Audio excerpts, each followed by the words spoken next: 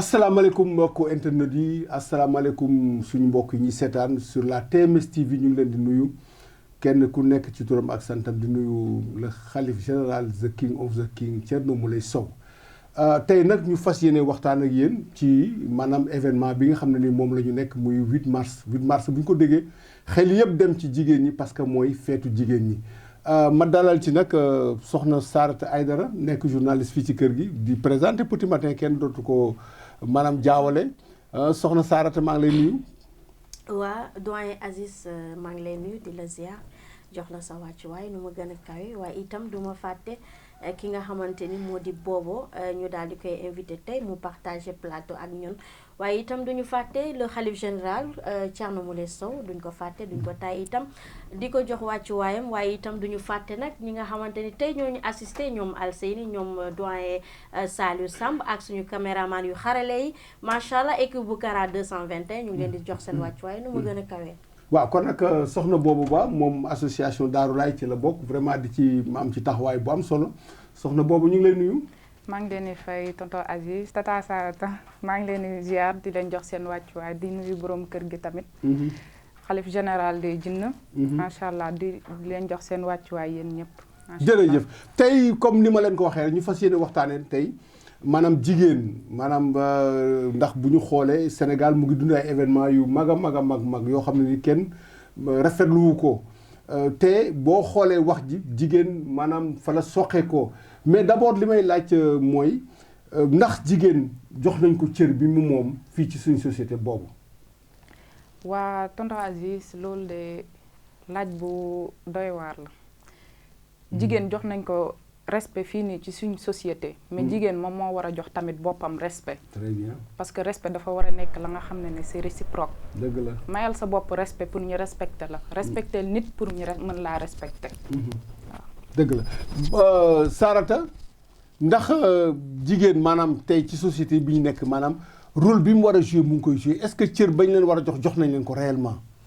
waa doyen Aziz loolu dañ koy daal di wax nii rek jox nañu suñu cër bu ñu référé nag historiquement ci jamono yooyu la passé joxuñu woon gëdd jigéen waaye nag actuellement delloo nañ jigéen valeur am ndaxte ki nga xamante ni mooy yonent bi sallallahu alayhi wa sallam moom moo taxawal jigéen xamal lan mooy valeur jigéen nan la ñu war a comporter ak jigéen foog naa l'islam wax na loolu ba pare donc bu ñu ñëwee itam ci suñu société bi gis nañ ni jigéen jox nañ ko am na ñenn ñi damay naan ñenn ñi am na ñu jox gëdd seen gëdd waaye am na ñenn ñi nga xamante ni joxuñu gëdd benn yoon jigéen ñi te loolu duñ ko rafetlu ndaxte tey moom nag dañuy sawar a waxtaan li nga xamante ni moo nekk le 8 mars mu nekk nag journée bi nga xamante ni dañ ko jagleel spécialement ñun jigéen ñi te loolu suñu fierté la suñu ndam la donc Aziz ba bàyyi la ba ci kanam.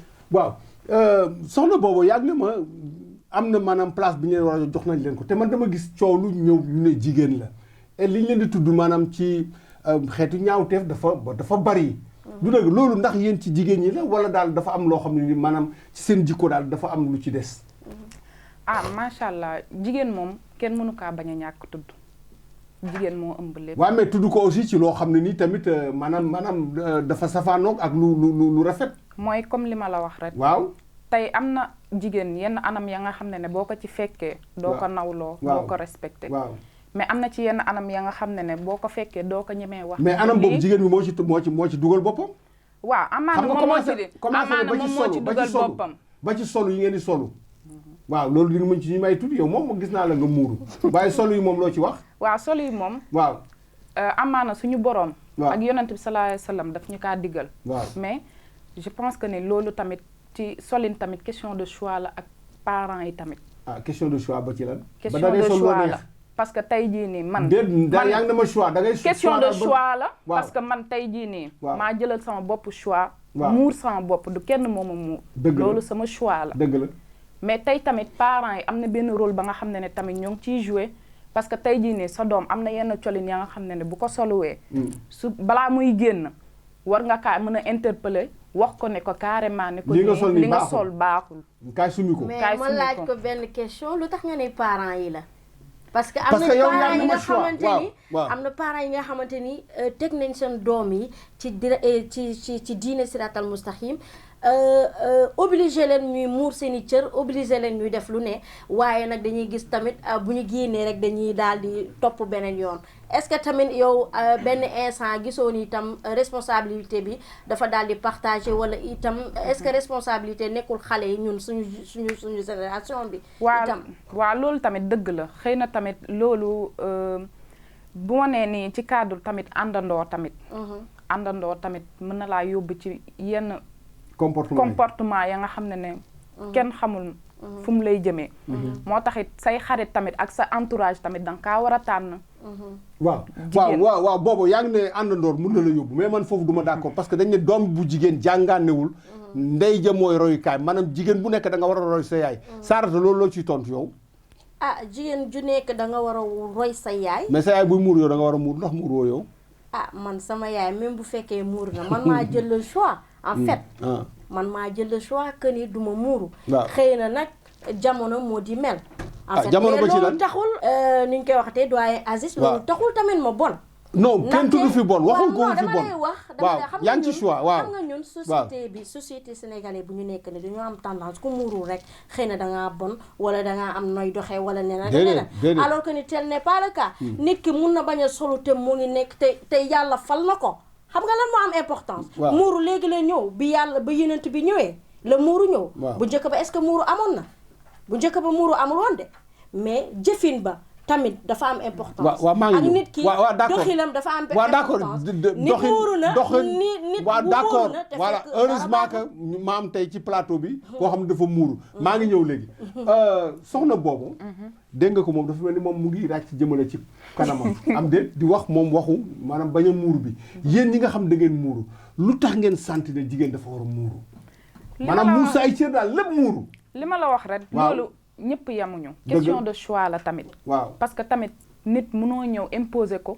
forcer ko ne ko muurul muuru bu fekkee dangaa muuru te loolu bu ko muuru ay cëram dafa war a muur ay cëram très bien loolu dëgg la jigéen nag war na mais tamit solu xam nga nit doo ko forcer la nga xam ne nekkul ci xolam bugg ko waaw même loolu tamit boo ko defee loolu du ci yàgg tamit du ci yàgg maa ngi ñëw xaaral rek ñëw maa ngi ñëw wax kon nit boo koy forcer ci la nga xam ne nekkul ci xolam tôt ou tard da koy bàyyi waaw te loolu noonu bu fekkee moo ngi def la nga xam ne dëgguwul ci moom kon loolu zéro la baaxul sax waaw baaxul kon zéro lay doon question bi mooy ndax jigéen dañ ko war a bàyyi mu solo ni mu ko neexee maanaam ni mu bëgg a solo mu solo ko waaw non maa ngi ñëw non maa ngi ñëw waaw maa ngi ñëw non maa ngi ñëw rek parce que li ñu wax c'est important est-ce que jigéen dañ ko war a bàyyi mu solo ci ni mu ko neexee loolu ça dépend ci yarin bi rek très bien yarin am na ci benn côté mais tamit sol lu bon taxulaa bon très bien moom la wax léegi nit mën ngaa gis ka nga xam ne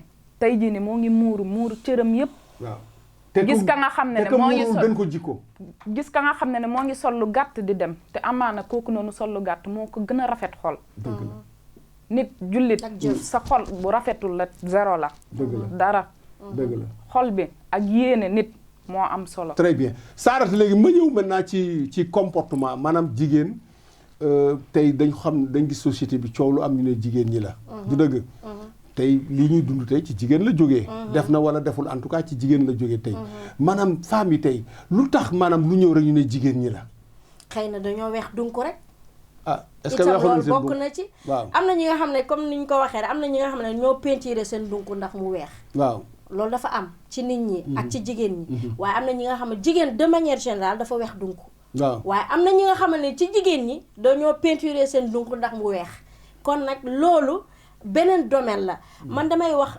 dans un premier temps gis nga nit ki déjà da nga war a jàngal sa bopp gis nga sa waajur mën nañ la inculquer des valeurs yow nga ñëw def le plus comme yow mën nga ñëw déraper moo tax nit ñi ku ci nekk dangaa war a jàngal sa bopp ndax dafa am combat nafs donc nag nit ku nekk sa biir nga war a jàngal sa bopp yenn éducation yi maanaam ci intérieurement ci baatin nga jàngal sa bopp lu baax jàngal sa bopp nan ngay comporter ndaxte ci samay kàddu tout le temps nit ki da nga war a am comportement bu baax muy définir la personne. moom nee na léegi jigéen maanaam dafa war a am comportement bu exemplaire ndax li ma la laaj boobu mooy jigéen nam war a comporter wu ci biir kër gi moom la war a comporter wu ci biti loolu yow laa koy laaj. ah waaw li ngay comporté woo si biti moom nga war a comporté woo sa biir kër parce que bu boobaa kon da ngay doon nit ku fës. waaw.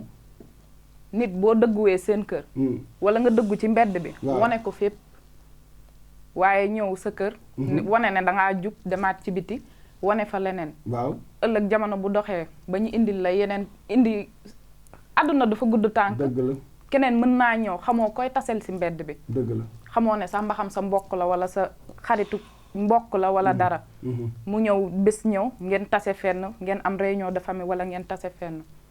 dëgg la bu boobaa bu la gisee bu fekkee da ngaa def benn ñaawteef ëllëg buñ la présenté famille am fekk famille bi moo ngi nekk famille bu exemplaire moom du la nawloo. dëgg la très bien dégg nga nee na jigéen comportement bi mu war a am ci biir kër gi moom la war a am ci biti. tout à fait. est-ce que loolu yow da nga ci ànd ndax parce que nag xëy na kër ga da ngay mel décontracté parce que sa papa ak sa yaay ñu nga fa say frère ak yooyu bokkul ak par exemple boo génnee da nga war a comporté woo yow est-ce que ànd nga ci loolu. waaw d'une part est-ce que ni bu changé léeg-léeg. maanaam wane beneen caractère waaw parce que mbedd mi xamoo leen. voilà c'est waaw ça en fait. waaw ci loolu laa nar a jëm. waaw parce que nit ku nekk ni ngay comporter sa biir kër ak ni ngay comporter boo génnee nekkul benn. ah kon parce que d'accord boo ci li nekkee mu sa wax kër d'accord boo très bien. nekkee sa kër vraiment y a la famille. waaw am nga sa yaay am nga sa papa mun nga divertir foo ak ñoom. reetaan xam nga mais par contre boo génnee ci biti da nga war a wane beneen comportement.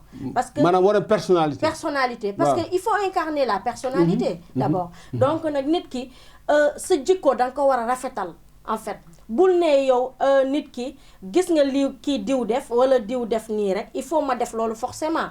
yaa ngi comprendre wala xaalis yóbbaale la wala àdduna yóbbaale la tamit àdduna lañ nekk dëgg la am y a des hauts comme y a des bas mais nit ki il faut rester sereine sérénité bi nag bu may wax maanaam nit ki da nga war a ragal yàlla d'abord xam nga ragal yàlla gëm yàlla ni yàlla mooy def. yow Sarr xanaa oustaz nga léegi. Sarr yow yaa ngi ñuy waar de demal muuru ji maa ngi ñëw ma ñëw ci boobo tey jigéen bu génnee ci mbedd mi di dem di dox góor gis ko maanaam dab ko di wax ak moom maanaam bugg a wax ak moom war na ko tontu wala waru ko tontu. war na ko tontu kay ñàkk kersa baaxul. mais ça dépend tamit ci ku góor ki nu mu lay aborder. dëgg la parce que tey jii nii man su ma doon romb tey jii nii ci mbedd bi. góor bi di ma piis. du ma ko faale dafa xam sa tur moo tax mu ne la piis. déedéet mais nga ne soxna si. waaw d'accord léegi ñëw soxna si loolu gën naa rafet. waaw am na yenn appellation ya nga xam ne yu gën a piis teggi moom dafa xew rek. non xale yee ko mais respect tamit dafa baax. très bien waa léegi am na nit ki noo koy waaw bu aborder ne la soxna si léegi après di nga taxaw wax ak moom. taxaw déglu ko lu muy wax ak man ba pare. waaw mu wax parce que nit tamit bu la woowee teewul ñàkkul am na lu mu lay doyee. ñàkkal kersa nit baaxul. dëgg la moom noonu dëgg la léegi di nga taxaw wax ak moom. dinaa taxaw wax ak moom. tontu déglu ko maanaam déglu ba pare lu mu lay wax. lu mu may wax bu ba fekkee pare affaire ay mbëggeel yooyu la loo koy tontu. loo koy tontu doo ko tontu dara. ça dépend ci situation bi ngay nekk déet ak rek. situation yi tamit boobu doo loo koy tontu. Sarata. yaa ngi ci mbedd mi di dox góor dab na la. man de jarul ngay yeggale sax duma la tontu duma la faale. kon yow da nga ñàkk kersa. waaw merci. naa ñàkk kersa. moom nee na dana taxaw déglu la man moom duma la mais Sarata faale. mun nga génn ci mbedd mi dem nit di wax ak yow doo ko faale. parce que non non. bu fekkee dafa am lu la laaj nag. il faut se respecter. waaw parce que nit ki doo ko gis muy doxam nga koy piis. wala non waxuma piis dab na la di wax ak yow. loolu laa lay wax ma ne waaw la duma la faale. parce que lu tax yow ci mbedd nga ma fekk da ngaa xam ci lan laa jóge. ci lan ngay jógee. non dama la laaj. waaw da ngaa xam ci lan laa jógee nga may interrompre ci sama yoon. waaw mais c'est dafa pas soxla normal. bu ko wax ak yow. nit ki boo soxla yi nit demal nga fekk ko ci kër. bu xamul sa kër nag. bu xam moo xam mu fexe xam sama kër. Sarata jëkkër a ngi ci mbedd mi de. non jëkkër yaa ngi ci mbedd mi. je réponds pas. ma ne jëkkër yaa ngi ci mbedd mi. ma ne du ma répondre ci loolu. mais boobu en tout cas. kii de nee na moom du tontu xam nga loolu kon est-ce que du ñàkk kersa. ah merci. ah ça dépend ci nit waaw nit ku nekk déet ak góor dab la. ñëw dab la ne la salaamaaleykum. nga tontu ko mu ne soxna si bugg a wax ak yow nga bañ ko tontu loolu ndax du ñàkk kersa te xamoo nu mu lay wax. déggoo comme Sarata nu mu ko waxee rek. waaw xamoo ci lan la jógee tamit. xëy na moom Ak loolu nu mooy mu ci jógee. mooy point de vue am. waaw mais ku nekk ak sa point de vue. waaw waaw mais Sarata. yow ki ñëw dab la xamoo na dafa am lu mu lay laaj. wala mu xàmmee la. ma ne wala mu doyen. bugg la yóbbante non maa ngi ñëw rek. maa ngi ñëw rek xam nga nit mun na ñëw di dem. maanaam fa mu jëm xamu fa. mu ne la soxna si bugg a laaj la fu mu jëm kooku doo ko tontu. non du ma ko tontu moom vraiment. Du tax? nuyu moom dinaa romb nuyu la mais boo nekkee fii di naan danga may interrompre daan danga may am loo may wax non je dis dégage. Saara kon bi nga juddoo bi la yow nit musu la dab laaj la du ma la faale nit yàgg na maa dab ci yoon te du ma ko faale loolu moom j'incarne ça je ne triche pas mais l'essentiel est que nañ wax li l'essentiel parce que jigéen ñi lu ñuy def ci àdduna gi bëri na ñoo ngi nekk ci entreprise yi di liggéey di daan suñu doole nañ wax des choses intéressantes ça ce sont des choses qui sont mais non c'est important xam nga c'est important attends c'est important xam nga parce que jigéen li mu am dafa bari te xam nga jigéen di dox ci mbedd mi góor dab ko lu nekk am na ci lu baax am na ci safaan ba parce que am na sëy yoo xam ne nii tey xamee ba mu nga jógee ca mbedd ma ba ay njaboot waaw non bàyyil ba ma daaneel ba pare Sarr bàyyil ba ma daaneel man maay diriger bàyyil ba ma daaneel tey yéen dañ leen di laaj ngeen di tontu du dëgg dama ne tey jigéen boo ko dabee laaj ko tey am na xameel yoo xam ne tey maanaam sëy sosu na ci du dëgg donc moo tax man parenthèse boobu moo ubbi ko mais bu ñëwaatee ci société bi nga xam ne tey ci la ñu nekk tey jigéen am ci lu ñu rôle bu muy important bu ñu joué tey jigéen ñaa ngi xëy di dem ci tool yi xëy na yéen doo leen dem ci tool mais jigéen ñaa ngi xëy boo la gisee di dem ci marché yeeg yooyu mais au moment tey par exemple góor ñi nga xam tey liggéeyuñu tey maanaam dañoo dem ba am feebar wala nga xam ne dañu am lu leen dab tey te liggéeyuñu tey seen maanaam jigéen ñi ñoom ñoo yor kër yi maanaam tey jigéen ñoom tey yow lan nga leen di wax. loolu gis nañ ko fi gisati ko fi loolu mooy wane jàmbaate jigéen la ak jigéen nu mu amee xolu muñ. ba tamit mais tamit day dépendre tamit ci jigéen ñi am na ñaa nga xam ne mën nañ kaa muñal ci ku góor mën nañ kaa muñal ku góor ki am ñaa nga xam ne mënuñu kaa muñal facilement dañ lay bàyyi dem seen yoon foofu laa bëggoon nga teg sa baaraam waaw mais teewul ànd ak góor ba amatul nga bàyyi ko fa dem jigéen ñaa ngi koy def moo bëri na fi très bien mais teewul am na ñaa nga xam ne tamit ñoo ngi nekk ak seen borom kër teewul ñoo ngi leen di muñal te pourtant même depuis le début ñoom ñoo yore kër gi même bu dee sa jëkkër sax moo ngi liggéey yore kër gi teewul jigéen daf cee am participation am moo ngi liggéey di def ci kër gi parce que góor mënul yore lépp tamit dëgg la très bien Sarata waaw maa ngi ñëw doo ci d'accord yow doo d'accord ak maa ngi ñëw Sarata tey góor jigéen ñi nga xam ne ñu ànd ak góor gi mën a leen lépp góor gi dem ba tële ñu bàyyi ko fa maanaam amatul ñu bàyyi ko fa wala mu feebar ñu bàyyi ko fa tey jigéen ñooñu am na léegi loolu lan ngay wax jigéen ñooñu maanaam fan leen di catégoriser mais non man maay seet ku ma neex ma laaj la lu ma neex Sarata waaw léegi looy wax jigéen ñooñu tey fan loolu moom baadoola la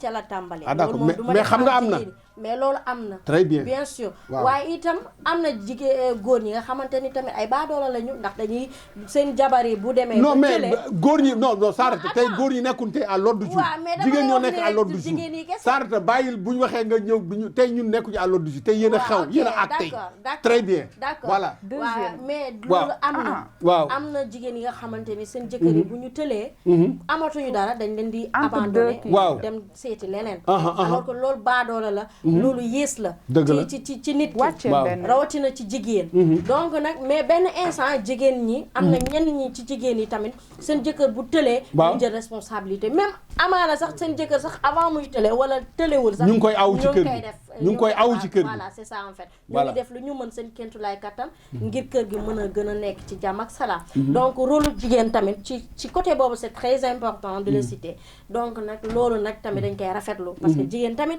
macha allah mu ngi participer ci réew mi mu ngi participer parce que nee nañ jigéen économie la ci réew mi jigéen macha allah c'est la lumière c'est la lumière non li may wax loolu moo vous êtes la lumière c'est la lumière nous sommes d'accord la lumière continuez à nous éclairer góor ñi la boobu tey jigéen ñi nga xam ne dañu nekk ci kër maanaam bu ñu nekkee ci kër lu leen neex la ñuy sol maanaam sol yoo xam ne nii bon mu ngi noonu daal mooy loolu mais bu ñu génn rek solu ba rafet loolu yow loolu nan nga ko gisee sa kër moom boo fa nekkee bu la neexee sol ko tenue décontracté moom loolu amul lenn lu ci nekk mais booy génn dangaa am say nawle il faut nit ñi di la gis maanaam ñu lay nawloo maanaam lu tax bu ñuy sañse rek dañuy génn ci biti non am na ñaar ñëpp ña nga xam ne ñooy sañse génn ñu bëri dañuy sañse fii nii toog seen biir kër teewul pour rek am joie de vivre mais fii Sénégal dañoo am habitude ku solu ba jekk rek ñu ne la fooy jëm waaw da ngay génn wala foo jóge woon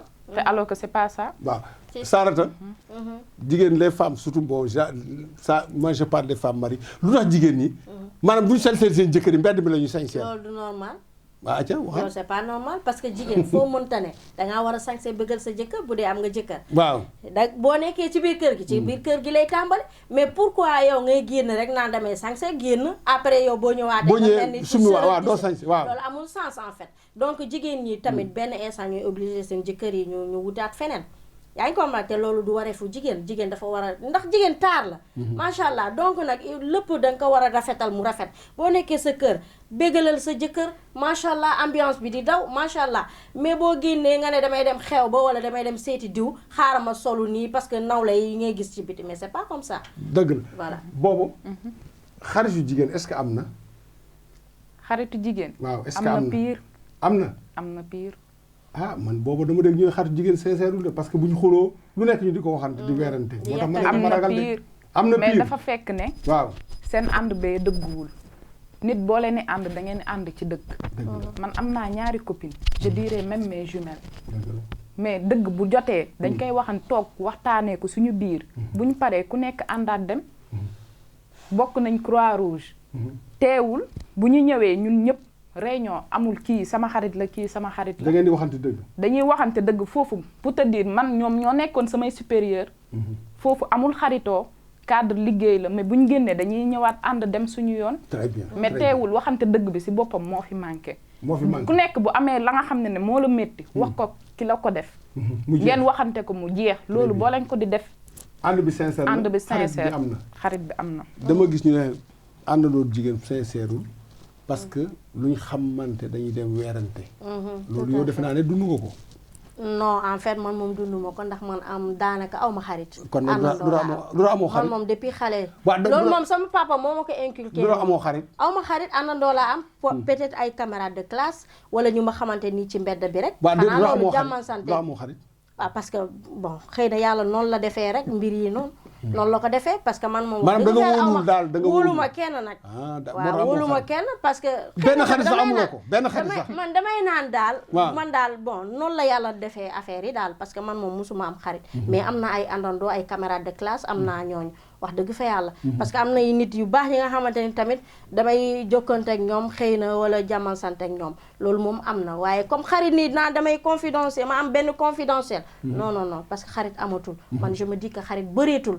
du ma ne amatul mais bëreetul c'est le minimum donc nag loolu boo ko gisee yaa ngi gis ay cas yu bëree bëri ah vraiment sa entourage yaa ngi gis gars yi di trahirante xaw ma ñuy trahirante. ah di xawinte ay sutura. waaw nga gis loolu nga ne ngay xaritu. waaw mooy vraiment loolu xalaatu xam naa li ñu dese si mili bariwul donc dafa am maanaam fu ñuy koy mujjee. mooy ñu jéggal ma ci kàddu gi jigéen ñi nga xam ne ni damay def fekk naka sudul noonu parce que nag wax nañ fi jigéen ñu baax ñi. ñi nga xam ñu ngi daan seen doole.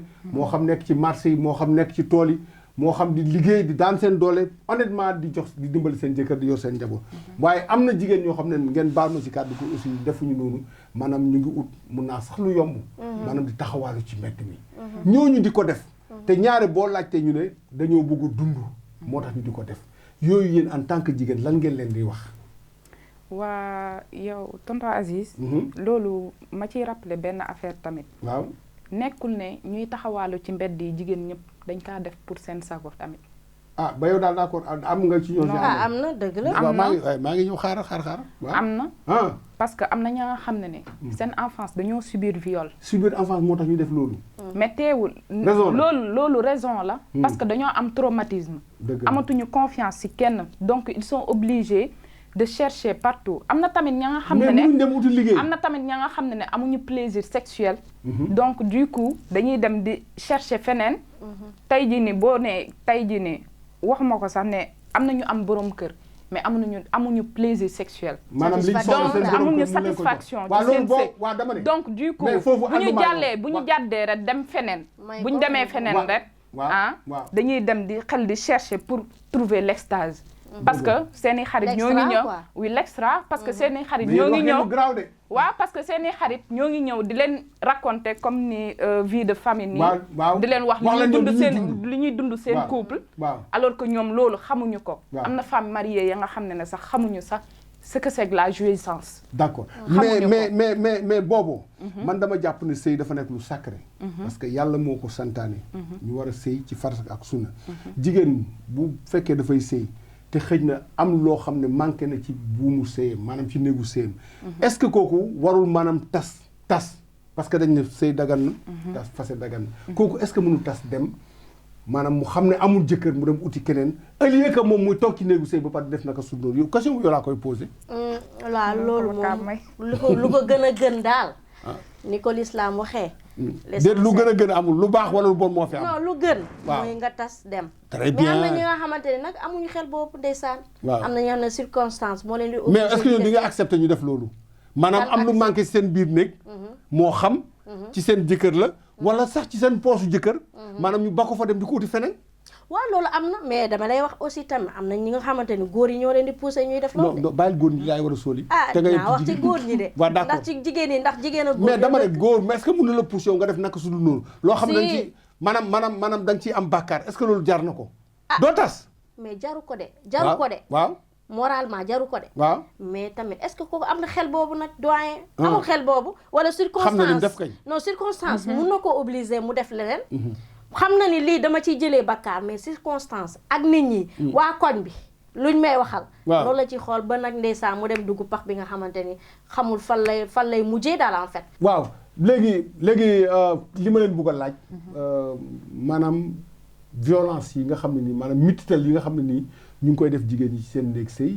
moo sax buñ sëyul sax ñu ngi leen koy def parce que jàpp xale jigéen bu nekk ci kër maanaam yarluwaan ñu di ko teg ay mitit loolu yéen en tant que jigéen nan ngeen ko gisee waaw loolu moom rafetlu wuñu ko parce que nit boo yaree ndaw ci biir kër waaw da nga kaa war a traité comme ni nga traité sa doom bi nga jur dëgg la loolu mooy dëgg parce que yow tey jii nii ëllëg xamoo sa doom nan lay meli ji xamoo kan lay fekk ji boo xoolee ñi si bëri ña nga xam ne seen parents yi ñoo ngi traité yeneen jàmbur yi comme seeni doom seen doom du génn mukk ba sonn maanaam góor ñi dóor seen jabar la góor loolu moom amuñu ci benn raison léegi dañuy tooñ de lu ñu mënti tooñ maanaam di wax lu bon seen kenn làmmiñ du ko dóor jigéen kenn du ko dóor jigéen da nga kaa war di wormaal mais jigéen warul téye làmmiñam moom tamit mais di nga wax waxtaan kàddoom ak di moom suufeel kàddoom da ngay waxtaan ak moom waaw lépp loo gis waxtaan la très bien maa ngi ñëw ñii mitital jigéen ñi ak jigéen ñi xam nañ leen dóor maanaam ci seen maanaam kaddu parce que nag léeg-léeg ñu jël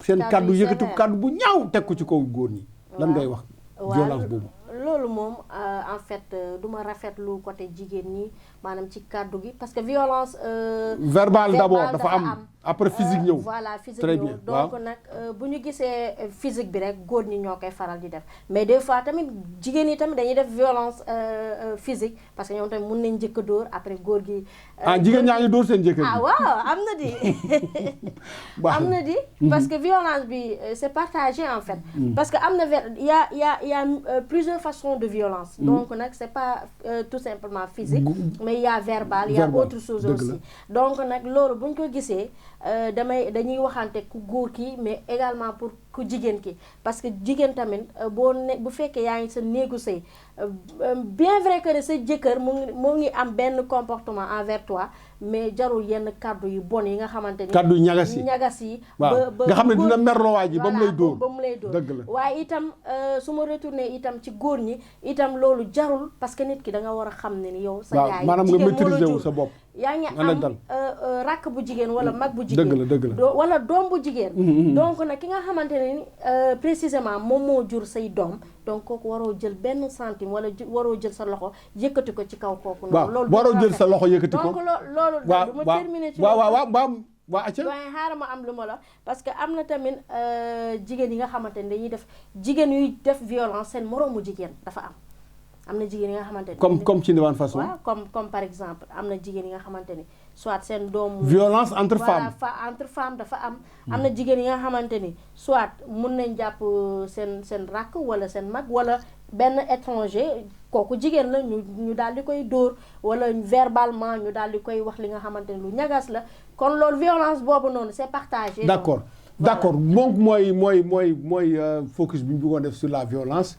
dégg ngeen ko les avis sont partagés góor ñi nañ bàyyi di dóor jigéen ñi maanaam nañ bàyyi di mitital jigéen ñi moo xam kuñ la yar loo moo xam sa jabar la parce que nag aussi kaddu jigéen dafa war a rafet kaddu jigéen dafa war a teey parce que dama wax ne góor wàcc sonn dem uti amul ñëw toog nga yëkkati facture courant jox ko sax loolu forme de violence la mais loolu yëpp ñun góor ñi ñoo war a muñ fi may daanelee mooy tey gis ngeen événement bi xale yaa ngi ci mbedd mi te ay xale yu tuuti ñoo xam ne jigéen a leen jur léeg-léeg sax jigéen day toog gis doomam génn dem topp ci mouvement de foule bi lan ngay wax xale yi tey nga xam ne ñu ngi ci mbedd mi tey nga xam ne ñu ngi dugg di yàq di toj di jël alalu jàmbur di indi ci biir kër gi tey jigéen ñi di fat alal jot ñuy jël lan nga leen di wax. waaw loolu man moom rafetluwuma ko. parce que déjà li ñuy yàq suñu alal la nekkul ne borom réew bi moom moo ko moom loolu ñun suñu alalu bopp si bopp. waaw am na yàq am na sàcc de indi ci kër gi. waaw sàcc yi moom dañ cee xëy na tamit dañoo sonn. parce que boo sonnee da ngay sàcc couvre-feu bi. waaw ak sàcc boo sonnee da ngay sàcc am na ña nga xam ne dañ kaa def métier. waaw léegi toog dañ lu yàgg xam nga jigéen toog jigéen am na jigéen ñoo dañuy toog daan na seen doom yi dama la uti sa ceeb ba ceeb baa nga ne dama uti dañuy profité jigéen ñaa ngi ko def de mouvement bu ñu def dañuy profité pour dem profité jël parce que tamit population bi am na ña nga xam ne tamit dañoo xiif amaana amuñu lu ñu lekk. boobu xiif ba jëlee fi jàmbur am na ña nga xam ne tey jii nii bu ñu añee du ñu reer du ñu ndékki. waaw loolu mën na leen pousser mais tamit parents yi tamit ñoo war a jouer beneen rôle tamit wax leneen ne carrément ne loolu noonu ñuy jël noonu di ko indi ci biir kër yi sàcc la. très bien loolu la alal boobu noonu lewul. très bien baaxul. très bien mais teewul ñoom dañ kaa def malgré mais tamit loolu rafetul tamit nit booy jël dangaa war a booy utiliser dangaa war a utiliser la nga xam ne yow yaa ko ñàkkal sa bopp mu lew la tamit. waaw wala ñu may la ko. waaw très bien ñu mujjee ci. loolu nga gis xale yi ñu bàyyi leen ci mbedd mi ñu dem maa ngi koy wax léegi xëy na boobu dafa xaw a daw question bi am na jigéen ñi dañuy taxaw oo seen doom ne ko dama wuti ci ceeb baa nga ne ñuy jël dama uti ceeb lan ngay lancé bi nga appel bi ngay lancé jigéen ñi maanaam ci loolu nga xam ne tey ñu ngi koy bàyyi seen doom yi ñu nekk ci mbedd mi tey ànd ak manifestants yi maanaam di def ay acte de vandalisme ak de violence loolu leen di wax ñooñu dañoo ñàkk xel rek xam nga yenn jigéen yi tamit dañoo ñàkk xel ñàkk lu ñu bëgg yaa ngi comprendre parce que nit ki tamit doo gis violence tamit ngay naan sa doom moom tamit mu dem ci violence bu ñu ko reyee nag xoolal yaa tas de jeunes que ni ñu daal di leen jàpp ñu rey leen est-ce que loolu lu jàpp wala ñu jàpp leen yóbbu ci kaso bi yóbbu leen ci kaso yi mbaa ñu gaañ leen en fait physiquement dëgg la donc loolu kenn du ko rafetlu parce que nit ki tamit boo amee sa doom da nga ko war a teg ci yoon bi nga xamante ne mooy yoon bu baax maa da nga ko war a téye sax bu lii amee loolu laa bëgg a dégg. mais c'est ça téye xale yi ci biir kër gi. téye xale yi wax ak ñoom. waaw leen waaw moo gën manifester wu di rey nit di wala soit di nekk di toj boutique yi di sàcc ak affaire yooyu noonu loolu c'est pas normal même bu dul sax genre manifestation yi tam dañuy gis jigéen ñi tamit seen rôle dañ ko joué wul en tant que femme. parce que yow mënoo jur sa doom ba pare ngay jël sa doom di ko sànni ci mbedd yi. accident yi bëri yu ñu nemmeeku taximaan yi wala yeneen auto particulier yi ñu koy gis ñuy fiire ay xale yu ndaw mais ci kan la jógee ci parents yi mais précisément ci ku jigéen ki parce que parent bu dee parent bu góor bi day dem liggéey mais ku jigéen ki mooy nekk ci biir kër gi donc sa doom da nga ko war a bokk ma laay wax bokk ko sa doom fooy mënta nekk yow na nga xam sa doom fu mu nekk surtout ay xale yu ndaw yu nekk ci yoon yi ñu nekk di fo di jouer ay di football loolu est-ce que jaadu na. parce que dama wax ne même bu fekkee ne violence amul sax jigéen dafa war a téye ay doomam ci biir kër gi rawatina nag. yëngu-yëngu am ci mbedd mi. kon nag jigéen ñi téye leen seen doom yi tëj leen ci biir kër yi bu ñu génn ndax jàmm loo ko jëndee jar na ko. ba loolu daal mooy problème bi d'accord léegi appel bi ngeen di lancé jigéen ñooñu seen mbokk jigéen ñooñu. nga xam ne ci yéen lañ bokk. nga xam ne ñoom ñooy nekk mère de famille. ñoom ñooy yor borom njaboot ban appel ngeen leen di lancé maanaam ñooñu pour que loolu nga xam ne ñu ngi koy def. te mu safaanoog maanaam jikko bu rafet tey ñu dellu si à la raison daan seen doole nga xam ne nii ñu ngi ci am lanteeg yàlla. ban appel ngeen di lancé. xanaa di leen wax rek ñu gën a góorgóorlu. jigéen ñi daal déjà ñoom ay jàmbaar lañ. macha allah jigéen bu nekk am nga qualité. jigéen bu nekk jàmbaar. ak défaut. mais qualité yee ëpp. waaw qualité yi ñoo ëpp. di leen wax ñu gën a góorgóorlu rek. jàpp ci ñiy sëy ñu jàpp seen sëy. ñi amul jëkkër nag. ñu amul jëkkër comme célibataire yi comme man. waaw ñu góorgóorlu. jéem a takk seen tubéy liggéey. jàppale surtout seen waajur yi. waajur moom mooy lépp. lépp loo ko defaral doo ko rëccu. Sarata. le mot de la fin. maanaam ban appel ngay lancé sa mbokku jigéen ñi nga xam ne nii maanaam dañ nekk ci safaan ba te ngeen bëgg ñoom ñu ñëw fekk si ñoom maanaam ñëw def si lu baax loolu lañ leen di wax. waaw loolu moom dëgg la parce que àdduna tamit moo di mel àdduna neexut àdduna dafa bëri ay piège dafa bëri ay rëq-rëq am ay li nga xamante ni boo defee benn faux pas rek nga am faillite kon nag yàlla nañ ci yàlla musal yàlla teg ñu ci yoon bi nga xamante ni moom la namm donc yàlla nañu yàlla xëcc fa waaye li may wax sama mbokk jigéen yi waaw mooy que ni yàlla baax na de dëgg la waaye yàlla bay sa tool dëgg la waaw loolu tamit am na nañ daal di góorgóorlu tuuti nànk ba yàlla ñëw xëy na nag yenn défaut yi du ñàkk ci àdduna yàlla gàllankoor yi du ñàkk waaye nañ góorgóorlu daal ba yàlla xëy sotti daal voilà donc c'est sur ces deux appels pathétiques ñaari jigéen ñi soxna yi moom la ñu woote lancé ko appel seen mbokku jigéen ñi ci liggéey ci dal ak ci ngor tamit parce que pourquoi nous avons choisi ce thème parce que dafa coïncider avec le 8 mars muy journée bi ñu jagleel jigéen parce que nag dama wax sax ne loolu mandarga boobu rafetul parce que année bi 365 jours la ñu jël benn fan ne dañ koy jagleel jigéen te jigéen di dund 365 jours mu di ko dund ci fitna di ko dund ci ay sacrifice tey moo taxoon histoire du thème boobu ma ànd ci Sarata ay da nekk journaliste ci kër gi ak soxna boobu ba moom tamit nekk ci association Daaru Laay association bu mag boobu vraiment nga xam ne ni dañuy yëngatu ci lu bari rawatina rek vraiment di soutenir action yi nga xam ne ni tey le khalife général the king of the king mu ngi koy def ñu leen di gërëm di leen sant di féliciter encore suñu caméraman yi Mbaye Diagne di féliciter aussi Saliou Alfousseni aussi qui nous a aidé pour la réalisation de cette émission. Nous vous donnons rendez-vous sur la chaîne TMS TV pour une autre émission. Merci.